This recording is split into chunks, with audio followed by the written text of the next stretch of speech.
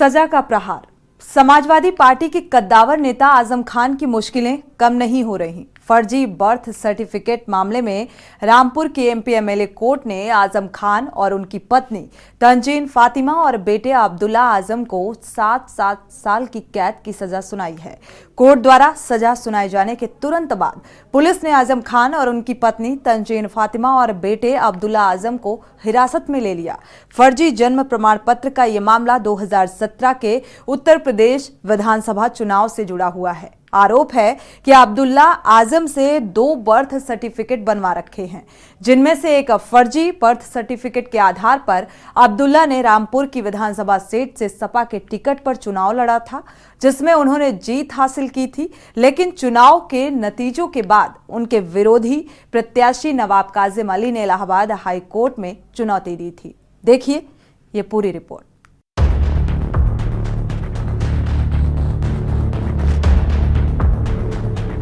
फिर मुश्किल में आजम परिवार, फेक बर्थ सर्टिफिकेट केस में सजा।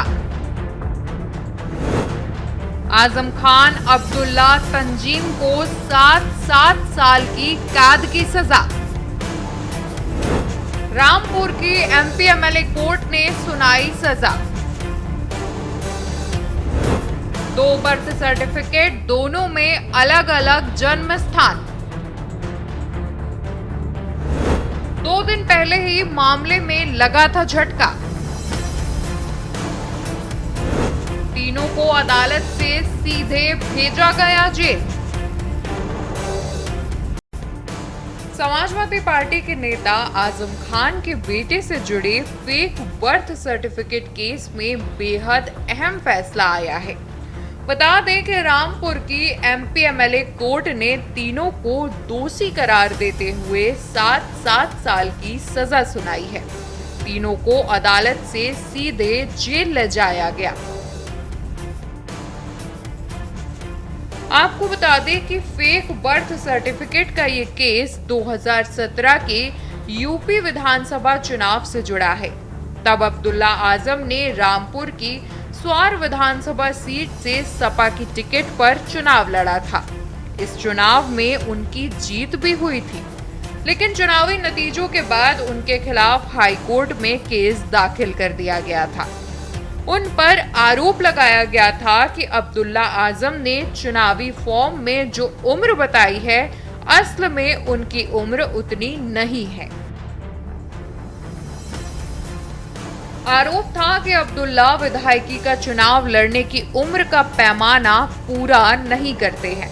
शैक्षणिक प्रमाण पत्र में अब्दुल्ला का डेट ऑफ बर्थ 1 जनवरी 1983 है, जबकि जन्म प्रमाण पत्र के आधार पर उनका जन्म 30 सितंबर 1990 को बताया गया।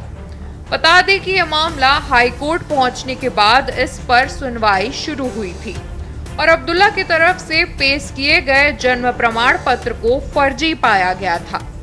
इसके बाद स्वार सीट से उनका चुनाव रद्द कर दिया गया था। उसमें न्यायालय ने 7 वर्ष के साधारण कारावास की सजा सुनाई है, मैक्सिमम जो है, और अन्य अपराधों में भी सजा सुनाई है। कुल मिला 50,000 रुपया जुर्माना अगर सबका टोटल मिलाया जाए, और 7 वर्ष की अधिकतम सजा।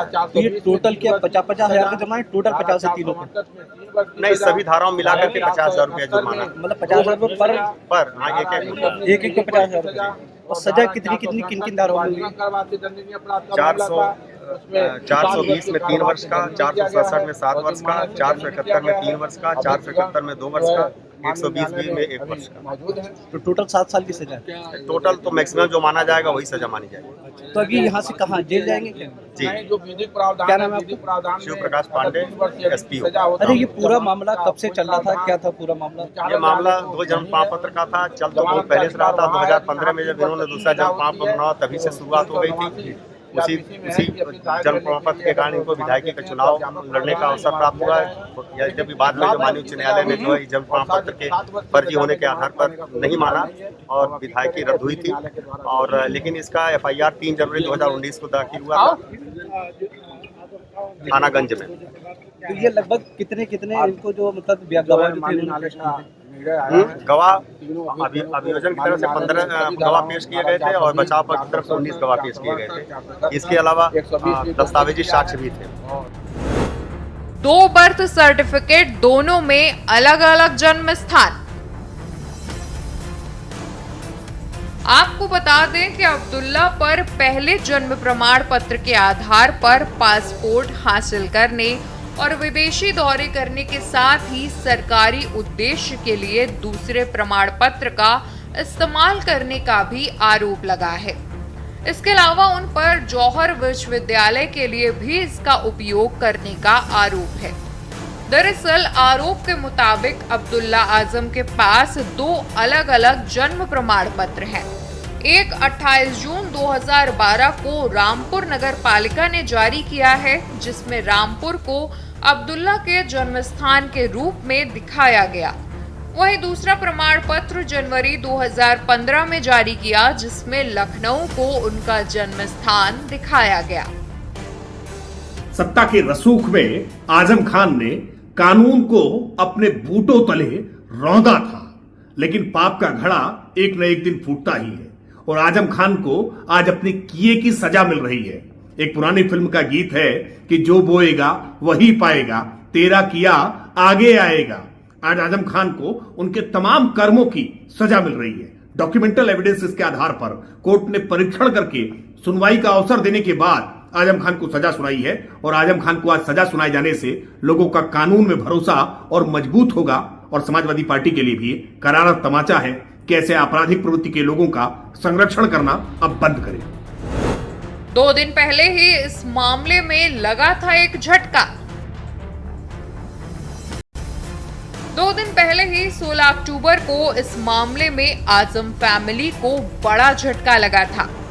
मामले में बचाव पक्ष की बहस के लिए और अधिक समय मांगते हुए जिला जज की अदालत में रिवीजन दाखिल किया गया था, जिसे न्यायालय ने रामपुर के एमपीएमएलए विशेष अदालत एडीजे फर्स्ट कोर्ट को सुनवाई के लिए भेजा था। कोर्ट ने इस रिवीजन को निरस्त कर दिया था। स्पेशल डेस्क के न्यूज़ इंडिया।